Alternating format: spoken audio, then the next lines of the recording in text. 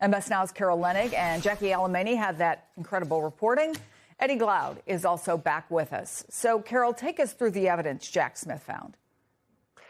Yeah, Chris, you summarized that beautifully. The enduring mystery of the classified documents case, even for Republican allies and supporters of Donald Trump, starting when I began talking to them in June of 2020, was why did Donald Trump put himself in this kind of criminal exposure and danger of being charged with a very serious crime by taking these documents out of the White House after he left in 2021 and left the presidency? And why did he obstruct justice, the evidence suggests, and conceal and basically mislead the government about the fact that he was withholding these documents when the government subpoenaed them?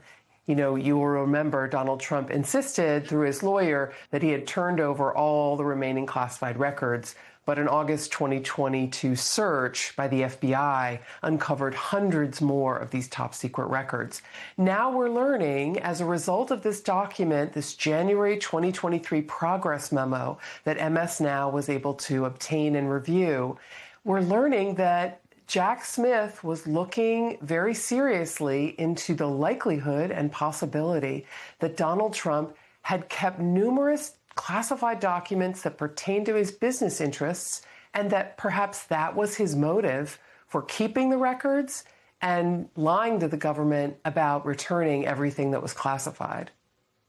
Yeah, Jackie, how ironic, right? Raskin gets these documents as part of the DOJ's effort to undermine the classified documents case, but then he writes to Attorney General Bondi this: apparently blindsided by the frenzied search to find any scrap of evidence that could be twisted and distorted, you have, quite amazingly, missed the fact that some of the documents you provided include damning evidence about your boss's conduct.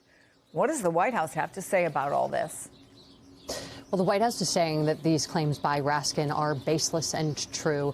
They've claimed that they've been in full compliance with the law. They've also tried to spin this as an example of how they are the most transparent Justice Department in history by providing these documents. They've also essentially said that because none of this information was disclosed before a grand jury and that this sensitive information has been redacted, for example, pointing to something that was included in the progress report, which was the manifest of the plane where Donald Trump allegedly showed people, including Susie Wiles, classified information because those names were redacted, that actually they did protect sensitive information and therefore were not in violation of the gag order by Eileen Cannon.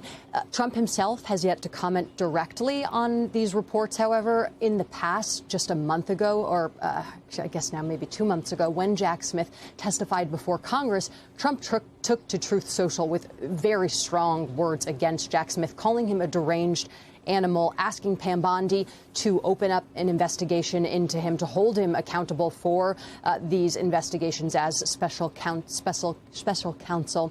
I wouldn't be surprised if we saw that raised again today on Truth Social at some point. But we also know that this report, this disclosure could be especially important for Senate lawmakers as they are set to call Jack Smith to testify before their chamber in the next few months. And this is ripe for a new line of questioning. So, Carol, but all this reporting is coming. Isn't it now right that Jack Smith has largely been barred from discussing details of his work?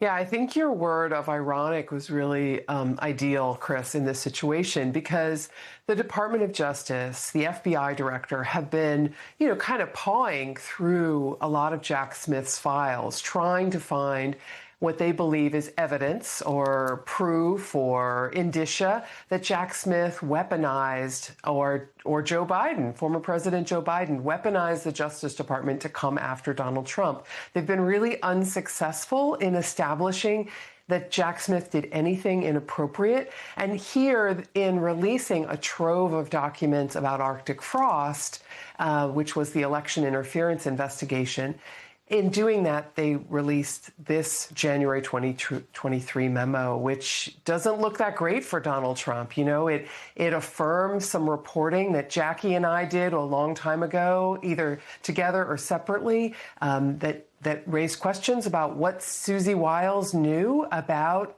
Donald Trump showing classified information to people. It shows that there was evidence they had that he showed this classified map in a plane when he was no longer president, and none of them had security clearances.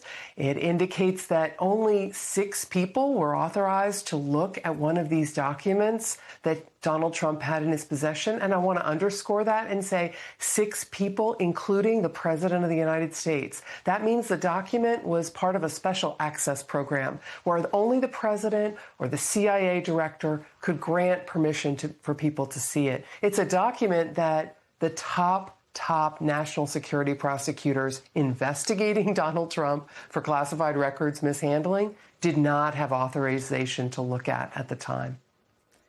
So, Eddie, that comes all at a time when the divide between the rich and the poor across the country is growing ever wider. The Wall Street Journal reported just last night that the number of Americans worth tens and hundreds of millions of dollars has boomed.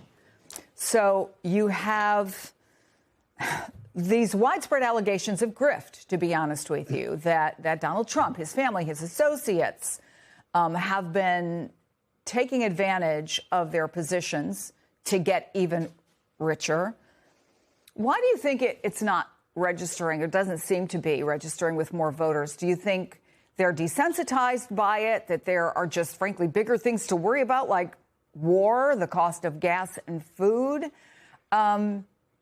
Why is this so important, do you think? It's hard. I mean, everyday ordinary folk are overwhelmed by what's coming at them. So much is happening. It feels as if the country is coming apart at the seams. I think this reporting on the part of Carol and Jackie is so important because it shows, of course, as you say, the grift at the heart of the Trump administration, that in many ways he doesn't have the country as his first order of priority. It's really his own family and himself that motivates how he governs, how he thinks about America as such. And I think it's important for us to understand that given the assault on democratic institutions, given the assault on the Fourth Estate, on the press, given the assault on voting and election processes, that Donald Trump's administration is also engaged in an assault on the very moral heart of America. He's in so many ways, Chris, he's attacking the moral fiber of the country, such that we can be desensitized, indifferent to the unethical behavior of our leaders in so many ways. And I think this is really important for us to recognize that it's not just simply politics that's happening. There's a kind of moral attack on the heart that has political implications. And if we don't address that moral side of it, we will in some ways really risk losing the very fabric, the very heart of the country itself, it seems to me.